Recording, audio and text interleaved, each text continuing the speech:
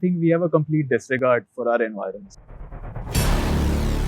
Water is drying up, which is kind of silly because it rains all the time everywhere.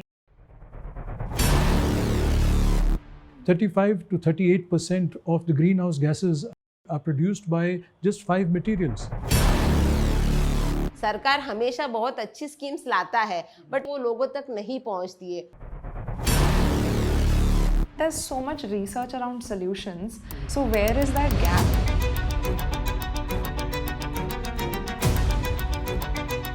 We have found more than 25 ways of building earthquake-safe buildings without using cement. What will people pay for? People will pay for design. We thought of coming up with a model solution that can be easily replicated. With analytical tools available, it really makes sense to use data to optimize design. We're facing a climate emergency, but it's not irreversible if we act swiftly and decisively.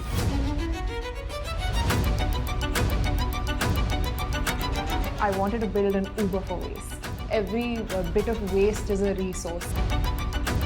The footprint of this project is hardly 20% of the entire site because the unbuilt is as important as the built. Very quickly, I learned that the person making the big decisions was the person who is controlling the money.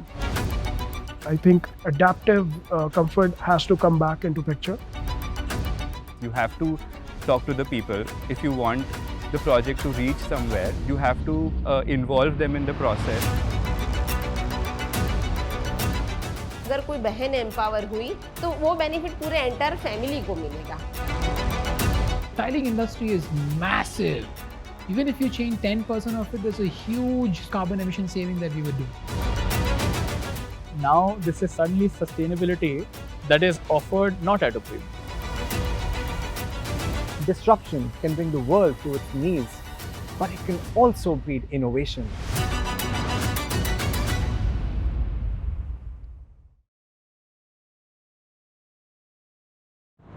Despite being a massive energy guzzler and a significant contributor to global carbon emissions, cooling remains a privilege still in many parts of the world, especially in the global south. A shocking 1.2 billion people still do not have access to cooling solutions, a number that will only go up as our world warms up even further. So how do we find a sustainable solution to this problem? Today, I'm sitting with members of the Mahila Housing Trust, an Ahmedabad-based organization that creates cooling, lighting, and ventilation solutions that are accessible, aspirational, and affordable. So Bhavna and Khushbu, I want to start with how the Mahila Housing Trust came into being in the late 90s. Why Mahila? Why housing? Why trust? So first of all, namaste. मेरा नाम भावना है. महिला housing trust establish in 1994. हमारा objective ये था कि जो grass root communities होती है वो बहनों को एम्पावर करना और उनको ऑर्गेनाइज करना और काफ़ी सारी चीज़ें वो साइंटिफिक वे पर उनको समझाना. हाउसिंग क्यों? क्योंकि एक छोटा सा एग्जांपल मैं देना चाहूँगी. हाउसिंग जो चीज़ होती है उसमें काफ़ी सारी चीज़ें होती है, जैसे कि सैनिटेशन की बात करते हैं. टॉयलेट अगर घर पर नहीं होता है तो महिलाओं को दिक्कत क्या होती है.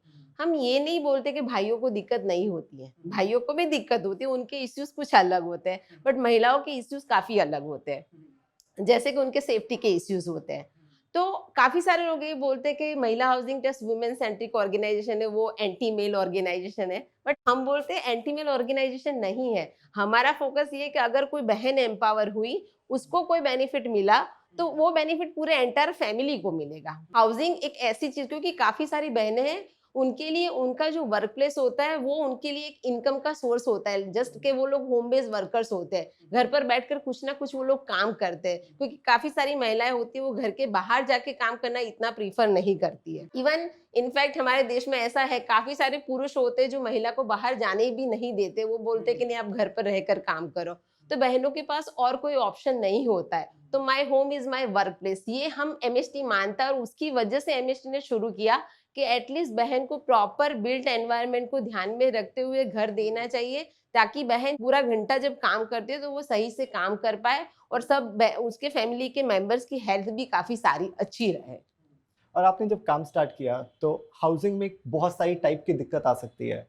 वेस्ट है, लाइटिंग है, कूलिंग है, तो आपने कहाँ से स्टार्ट किया और आज आप कहाँ हैं? 1998 में अहमदाबाद म्यूनिसिपल कॉर्पोरेशन का एक स्कीम आया था जिसका नाम है SNP, स्लम नेटवर्किंग प्रोग्राम। वो प्रोग्राम के अंतर्गत 7 फैसिलिटी का एक पैकेज दिया जाता था जिसमें individual water connection, individual toilet connection, individual drainage connection, 3 facility जो इंडिविजुअल लेवल पर दी जाती थी और बाकी 4 फैसिलिटी जैसे कि paved roads, street light, solid waste management के लिए dustbin plus storm water drainage. तो MST ने जब शुरुआत किया तब ये 7 सुविधा के पैकेज के साथ शुरुआत किया था। बट MST का काम करने का तरीका ऐसा कि हमने 7 सुविधा दे दी, वहां पर हम लोग काफी सारी कैपेसिटी बिल्डिंग करते हैं क्योंकि महिला हाउसिंग ट्रस्ट आज ये एरिया में काम कर रहा है, कल शायद वो दूसरे एरिया में जाएगा। कंटिन्यूअस हम उनको सपोर्ट नहीं कर पाएंगे, वो हमें भी पता है। तो हमारा मॉडल ये इस तरह से है कि हम किसी भी कम्युनिटी में जाते हैं तो वहां पर हम बहनों का एक ग्रुप बनाते हैं, कम्युनिटी एक्शन ग्रुप जिसको कहा जाता है। MST वहां से निकल भी जाता है तो वो CAG पूरे कम्युनिटी का जो मेंटेनेंस करना होता है, जो भी इश्यूज आते हैं उसको रिजोल्व करना होता है, उसकी जिम्मेदारी CAG मेंबर्स की रहती है। आपका पर्सनल बैकग्राउंड जैसे I also want to understand that, क्योंकि आप इंजीनियर है फॉर इंस्टेंस, तो महिला हाउसिंग ट्रस्ट में जो बहनें हैं वो किस किस टाइप के बैकग्राउंड से आते हैं और आप कैसे सब इकट्ठे आए? महिला हाउसिंग ट्रस्ट में मैक्सिमम ज्यादातर तो इंजीनियर्स काफी है, बट MST में सिविल इंजीनियर्स काफी ज्यादा है क्योंकि MST जब शुरू किया था उसके कुछ सालों बाद अर्थक्वेक आया था और उस टाइम पे MST को रिकंस्ट्रक्शन का प्रोजेक्ट मिला था जिसमें हमको कच्छ जैसी जगह पर, भुज में जहाँ पर ज्यादा अफेक्टेड लोग थे, वहां उनके घर को नया बनाकर हमको देना था। तो उस टाइम पे 20 से 25 इंजीनियर को हायर किया गया था। तो इंजीनियर्स उस टाइम पे ज्यादा थे, बट अभी तो अलग अलग सारी स्किल वाले लोग यहाँ पर जुड़े हुए। जैसे मैं खुद इलेक्ट्रिकल इंजीनियर हूँ, MSW वाले कई सारे लोग हैं, IT फील्ड के सारे लोग हैं। बट MST में एक अच्छी बात जो है कि MST एजुकेशन पर इतना फोकस नहीं कर रहा है क्योंकि हम लोग चाहते हैं कि जो ग्रास रूट महिला है वो लोग आगे आए। कम्युनिटी में से हम उनको सिलेक्ट करके लाते और फिर यहाँ पर उनका कैपेसिटी बिल्ड करते और फिर वो फील्ड ऑर्गेनाइजर के तौर पर काम करते हैं। आपने एक्चुअली बहुत इंपॉर्टेंट पॉइंट बोला वहाँ पे, कैपेसिटी बिल्डिंग। आपका नीड क्या है आपके जैसे ऑर्गेनाइजेशन का? What is the need in something like this? Let's say government policy create करता है, थोड़े फंड्स देता है, तो आपकी ज़रूरत क्यों पड़ती है कम्युनिटी में जाके कैपेसिटी बिल्ड करने की, जैसे आपने कहा? क्योंकि कम्युनिटी में रहने वाले लोग अवेयर नहीं होते, उनको पता ही नहीं होता कि जैसे कि मेरे घर पर पानी का कनेक्शन नहीं है तो मुझे पानी का नल लेने के लिए कौन सी ऑफिस में जाना होता है, उसके लिए क्या डॉक्यूमेंट्स देना होता है, कितना पैसा भरना होता है, वो इन्फॉर्मेशन ग्राउंड तक नहीं पहुंचती है। सरकार हमेशा बहुत अच्छी स्कीम्स लाता है बट वो स्कीम जिस लोगों तक पहुंचनी चाहिए वो लोगों तक नहीं पहुंचती है। तो MST का रोल वहाँ लिंकेजेस करता है, गवर्नमेंट, प्राइवेट स्टेक होल्डर्स और कम्युनिटी के बीच में लिंकेजेस करना MST का काम है। जैसे आपने एक बात की कैपेसिटी बिल्डिंग की, तो इसमें आप क्या क्या करते हैं? कैपेसिटी बिल्डिंग में ये होता है कि पहले तो उनको जिस सिटी में वो लोग रहते हैं वो सिटी का गवर्नमेंट का जो लोकल बॉडी है वो क्या है, उसका स्ट्रक्चर क्या है। कि जैसे अहमदाबाद म्यूनिसिपल कॉर्पोरेशन, तो अहमदाबाद में कितने जोन आते हैं, जोन में कितने वार्ड आते हैं, उनका जो एरिया है वो कौन से वार्ड में आता है, तब उनको समझाते हैं, पूरा स्ट्रक्चर का उनको ट्रेनिंग दिया जाता है। बाद में जैसे कि उनको जो भी सर्विस मिले, पानी का नल मिला है या टॉयलेट मिला है तो उसका मेंटेनेंस कैसे रखना होता है। SNP के दौरान तो ये था कि गवर्नमेंट वहां पर सुविधा दे रहा था, हम तो मोबिलाइजेशन करते थे।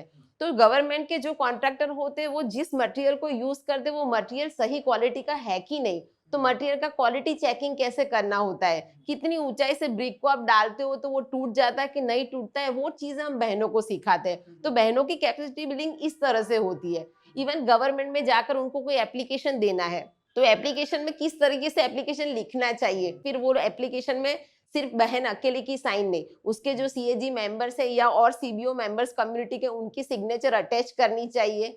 वर्कआउट नहीं होता है तो फॉलोअप दोबारा कैसे करना चाहिए। तो ये सारी कैपेसिटी बिल्डिंग की ट्रेनिंग्स महिला हाउसिंग ट्रस्ट प्रोवाइड करता है। आपने रिकंस्ट्रक्शन का काम भी किया है और आपने सैनिटेशन का काम भी किया है, वेस्ट का भी काम किया है। तो our focus today is on cooling solutions and on energy efficiency solutions because that ties directly into sustainability for our planet. तो कुछ मैं आपसे पूछना चाहूँगा कि किस किस टाइप के प्रोडक्ट्स जो आप बनाते हैं और क्या आपके एक्सपीरियंस में आपने देखा है? जब हम स्लम में पहले जाते हैं तो वहाँ पे देखते हैं कि वहाँ के घर कैसे है और फिर हम उनको बताते हैं कि मार्केट में कैसे सॉल्यूशंस है गर्मी से बचाव करने के लिए। तो फिर हम उनको जैसे कि सोलर रिफ्लेक्टिव वाइट पेंट है, फिर एलाइट वेंटिलेशन है, फिर बाम्बू शीट है और मॉड्यूलर रूफ है, ग्रीन रूफ है। वैसे हम उनको प्रोडक्ट समझाते हैं कि ये आपको क्यों करना चाहिए आपकी रूफ पे। तो महिला हाउसिंग ट्रस्ट ने पहले 2010 में एलाइट वेंटिलेशन का काम किया था। एलाइट वेंटिलेशन में ये होता है कि नेचुरल लाइट उनके घर में आ सके और जो घर के अंदर जो गर्म हवा होती है वो बाहर जाए, और वो गुंबज आकार का होता है। तो ये प्रैक्टिस हमने की थी। फिर 2013 में हमने मॉड्यूलर रूफ का उनको बताया हुआ था। तो मॉड्यूलर रूफ जो होती है वो 5 से 6 डिग्री रिड्यूसिंग करती है हीट को। तो वो अंदर जहाँ पे काम कर रहे हैं घर के अंदर, तो उनको ज़्यादा फर्क रह रहा है। तो ये घर में मॉड्यूलर काम रूफ किस चीज का बनता है? मॉड्यूलर रूफ जो कृषि का जो कचरा होता है और जो कोकोनट हस्क होता है उससे बना हुआ होता है। और फिर हमने 2016-17 में solar reflective white paint and bamboo roof का सजेशन सबको दिया था। सोलर रिफ्लेक्टिव व्हाइट पेंट ये होता है कि जो उनके रूफ पे लगाया जाता है, जैसे कि टीन शीट है, एस्बेस्टस शीट है, वहाँ पे लगाया जाता है, और जो सूर्य के सीधे किरण उनके छत पे आने के बजाय रिफ्लेक्ट हो जाए, वापस आए, तो वो भी 3 से 4 डिग्री कम रहता है उनके घर के टेम्परेचर में। बाम्बू रूफ भी ऐसे ही है कि टीन शीट सारा कुछ निकाल के फिर वो शीट बाम्बू वहाँ पे लगाया जाता है। घर पे बैठ के जो दोपहर में काम नहीं कर पाते थे उनके घर पे, जैसे कि सिलाई मशीन का काम करते हैं, माला बनाते हैं, पहले दोपहर के टाइम में जैसे 3-2 घंटा जितना वो काम नहीं कर पाते थे, अभी वो बाम्बू शीट लगाने के बाद वो लोग अच्छे से काम कर सकते हैं। ये सारे के सारे टेक्नोलॉजीज जो है ये आपका इंटरनली डेवलप होता है या फिर आप पार्टनर्स के साथ डेवलप करते हैं? क्योंकि obviously it's very important for technology to have to enable access to technology also. Mahila housing trust के पास ऐसा साइंटिफिक नॉलेज नहीं होता है टेक्नोलॉजी को लेकर, तो हमेशा हम ये करते हैं कि जो नए इनोवेटर्स होते हैं वो इनोवेटर की जो प्रोडक्ट होती है उसको ही हम डेमोन्स्ट्रेट करते हैं।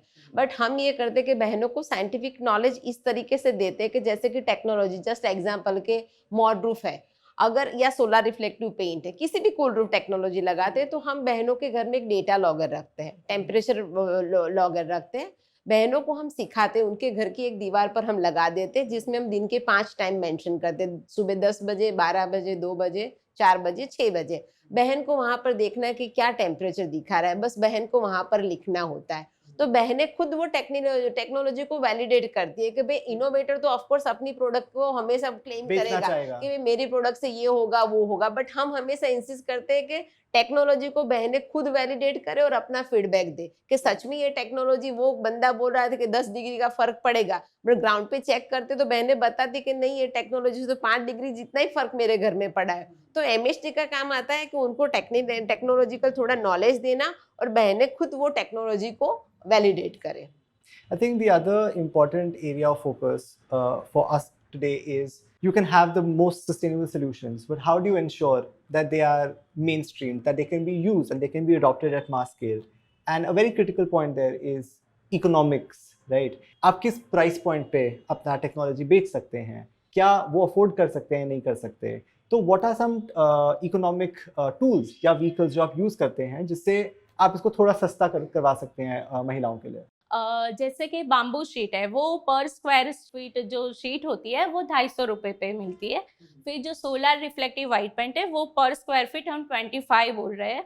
और फिर जो मॉड्यूलर रूफ है वो पर स्क्वायर फीट 750 मीन्स के 750 रुपीज़ में पड़ रहा है। और एयर वेंटिलेशन एक शीट होती है 3x6 की, वो अप्रॉक्स 3500 रुपये में मिलती है। तो जब भी हम स्लम में जाते हैं हमारी टेक्नोलॉजी को लेके, तो हम सारा कुछ फ्री में नहीं करके देते हैं, क्योंकि जब फ्री की बात आती है तो लोग ऐसा छोड़ देते हैं कि नहीं फ्री में ही दिया है ना, उनको कुछ केयर नहीं करता है, उसका वैल्यू नहीं होता है।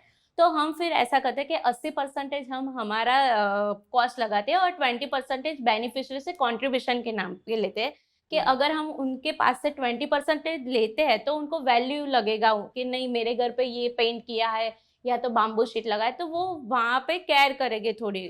तो वो लोग जब 20% देते हैं तो उनका एक ओनरशिप रहता है। आपको पता है मार्केट में इनोवेशंस डेली बेसिस पर होते हैं, उसकी कोई कमी नहीं है, बट सारे इनोवेशंस हमारी कम्युनिटी के लिए सही हो ऐसा ज़रूरी नहीं है।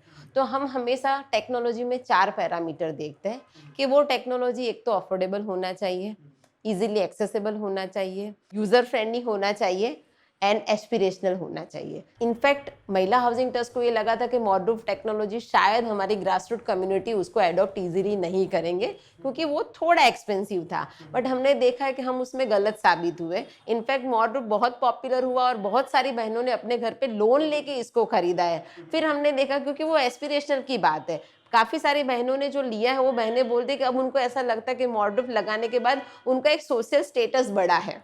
तो टेक्नोलॉजी अगर aspirational, affordable, accessible and user friendly है तो वो टेक्नोलॉजी काम करती है, और एमएचडी हमेशा वैसी ही टेक्नोलॉजी का पायलट करना प्रीफर करती है। और दूसरा ये है कि जैसे मॉड रूफ टेक्नोलॉजी है, इवन बैम्बू है, तो उसके लिए वो वन टाइम पेमेंट लोग नहीं कर पाते, वो हमें भी पता है। बट एमएचडी का एक दूसरा सिस्टर ऑर्गेनाइजेशन जो सेपरेट एंटिटी है, जो वीमेन लेड क्रेडिट कोऑपरेटिव है, तो वो क्रेडिट कोऑपरेटिव से उनको फाइनेंस की सुविधा मिलती है कि वो लोन पे ईएमआई भर के वो टेक्नोलॉजी को अपने घर पे लगवा सकती है। जैसे भावना जी ने बताया कि हमारी एक दूसरी भी ऑर्गेनाइजेशन है जो लोन दे रही है। अगर बहनें दूसरी और बैंक में जाके लोन लेगी तो उसका इंटरेस्ट बहुत ज़्यादा रेट पे रहेगा, और जो हमारी जो क्रेडिट कोऑपरेटिव है वो लोन देगी तो वो कम इंटरेस्ट में देगी। क्योंकि जब टेक्नोलॉजी की बात आती हो और टेक्नोलॉजी को ज़्यादा स्केल अप करने की जब बात आती है तब चैलेंज फाइनेंस की आती है। हम कम इंटरेस्ट पर लोन देते वो तो इम्पोर्टेंट है, बट हम लोन देते वो उससे ज़्यादा इम्पोर्टेंट है। काफ़ी सारे नेशनलाइज बैंक उनका अकाउंट ओपन ही नहीं करती है, तो लोन की बात तो दूर की रही।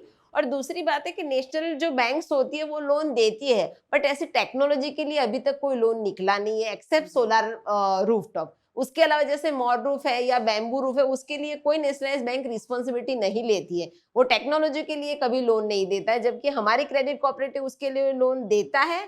प्लस क्रेडिट कोऑपरेटिव इनोवेटर के साथ एक अग्रीमेंट करता है कि अगर ये प्रोडक्ट के लिए जो लोन दी गई है वो लोन रीपे नहीं करते हैं तो उस सिचुएशन में इनोवेटर को वो प्रोडक्ट निकाल के उसको बेच के वो पैसा कोऑपरेटिव को पे करना पड़ेगा। तो हमने ऐसा सिस्टम बनाया है जो नेशनलाइज बैंक के साथ कभी पॉसिबल नहीं हो सकता। और जैसे ये तो फाइनेंसिंग हो गया, दूसरे तरफ से जिससे आप सोर्स कर रहे हैं, मटेरियल सोर्स कर रहे हैं, या फिर आप जो टेक्निकल एक्सपर्टीज जिससे सोर्स कर रहे हैं किसी कंपनी से, इनोवेटर से, आप वहाँ पे भी are you able to convince them to give you a discount और समथिंग लाइक दैट? यस, हम जब फर्स्ट पायलट करते हैं तो हमारे म्यूचुअल अंडरस्टैंडिंग के साथ होता है।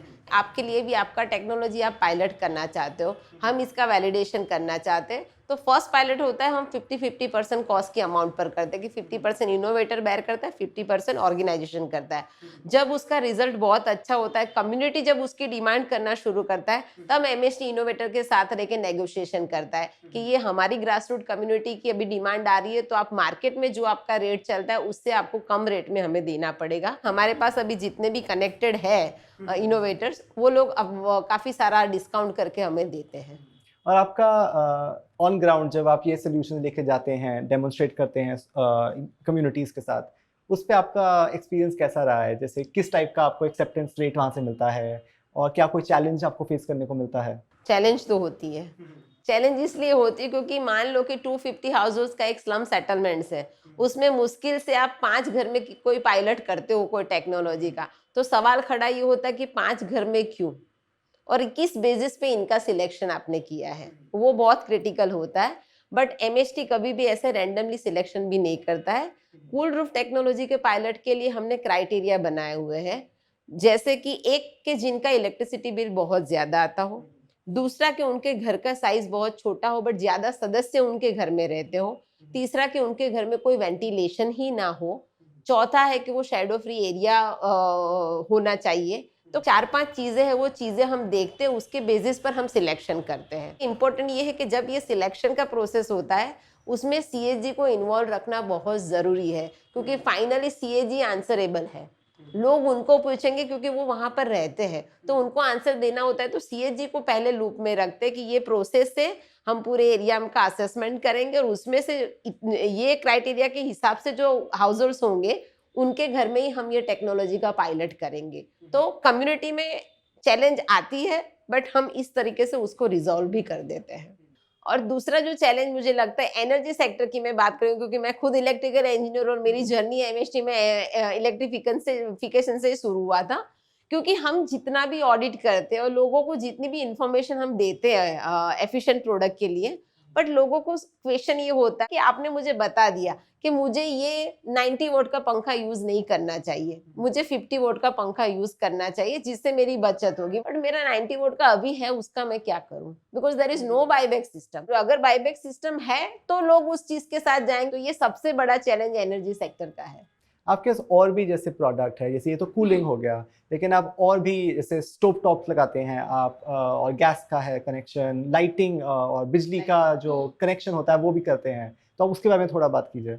एक्चुअली बिजली का कनेक्शन तो अहमदाबाद का जो भी जितने भी स्लम सेटलमेंट्स है, ऑलमोस्ट 100% सेटलमेंट्स में legal electrification just because of MST हुआ। ये हम क्लेम करें तो हम गलत नहीं है, क्योंकि 2001 में जब यहाँ पर जो इलेक्ट्रिसिटी सप्लायर कंपनी, उस टाइम पे उनका नाम अहमदाबाद इलेक्ट्रिसिटी कंपनी था, जो अभी टॉरेंट पावर कहा जाता है।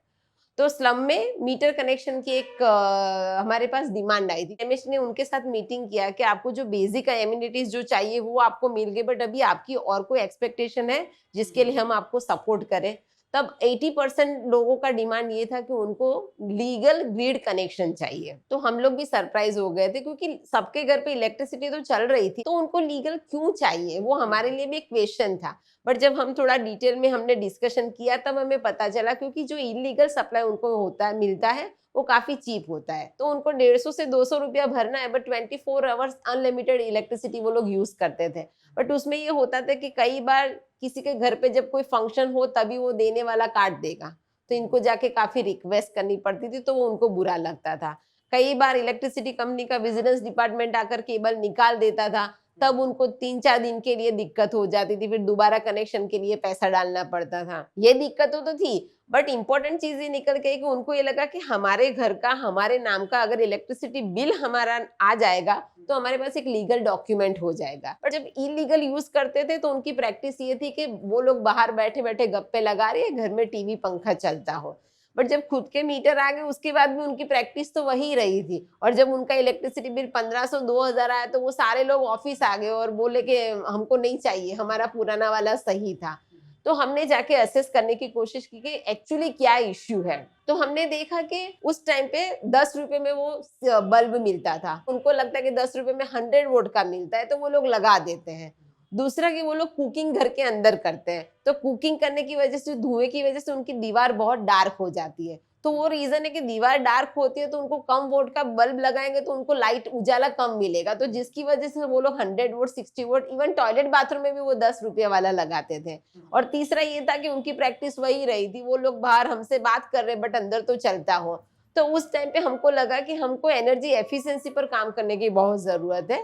तो उस टाइम हम एक नया प्रोग्राम लाए थे जिसमें हमने ग्रास रूट बहनों को ट्रेन किया एज ए एनर्जी ऑडिटर। वो बहन का रोल ये होता है कि उसको डोर टू डोर जाना होता है और उनको एक वोट मीटर हमने दिया है, सूटकेस जैसा है, वो कैरी करके जाएगी।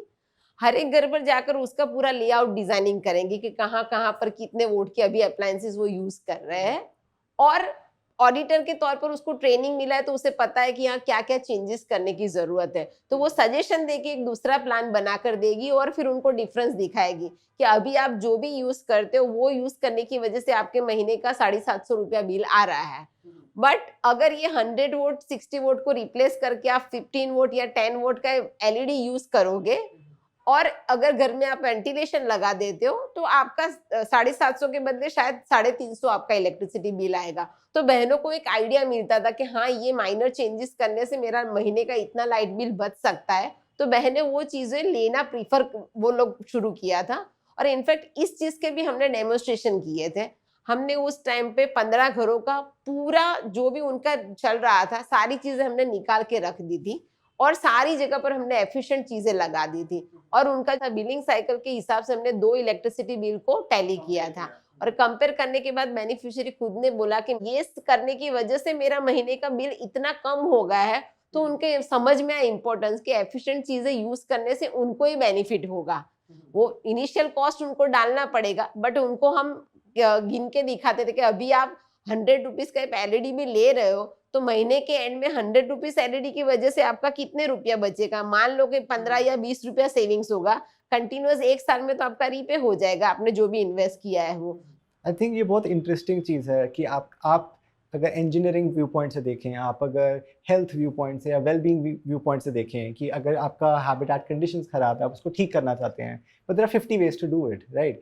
But all of your solutions are inherently built with local materials, sustainable materials, biodegradable materials, climate friendly materials. And like you said, आप एनर्जी एफिशिएंसी का भी ध्यान रख रहे हैं, तो आपके लिए महिला हाउसिंग ट्रस्ट के लिए ये चीज़ क्यों इम्पोर्टेंट था? मैं एग्जांपल देना चाहूंगी होम बेस्ड वर्कर्स का, क्योंकि हमने देखा है काफी सारी महिलाएं सिलाई काम करती है घर पे। तो वो जब सिलाई काम करती है तो हमने देखा है कि वो महीने का 5,000 का काम कर लेती है, बट 1,500 रुपया तो उनका इलेक्ट्रिसिटी बिल में चला जाता है।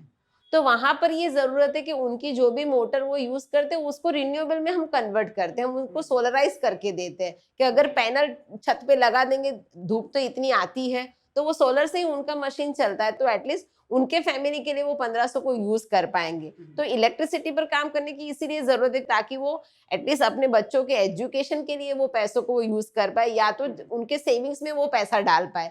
जो भी होगा 100 या 150 रुपीज भी मंथली होता है, उनके लिए एक बड़ी अमाउंट होती है। तो जैसे अभी आपने इतना काम किया है, 20 साल से आपने काम किया है, आगे आप कहाँ लेके जाना चाहते हैं? अभी कोई ऐसा बहुत ही मेजर चैलेंज है जो आप फेस कर रहे हैं, कोई ऐसा इनोवेशन है जो आप लाना चाहते हैं कम्युनिटीज में? कम्युनिटी के लेवल पर नहीं, बट गवर्नमेंट के लेवल पर पॉलिसी में एक इनोवेशन लाने की जरूरत है, पॉलिसी को इन्फ्लुएंस करने की जरूरत है। वो है सोलर रूफटॉप, क्योंकि सरकार की जो सोलर रूफटॉप की योजना है वो योजना काफी अच्छी है। अहमदाबाद में मैक्सिमम लोग सोलर रूफटॉप करना प्रीफर करते हैं, क्योंकि अहमदाबाद में 24 आवर्स इलेक्ट्रिसिटी मिलता है। धूप ज्यादा है तो उनके यूनिट ज्यादा जनरेट होते हैं।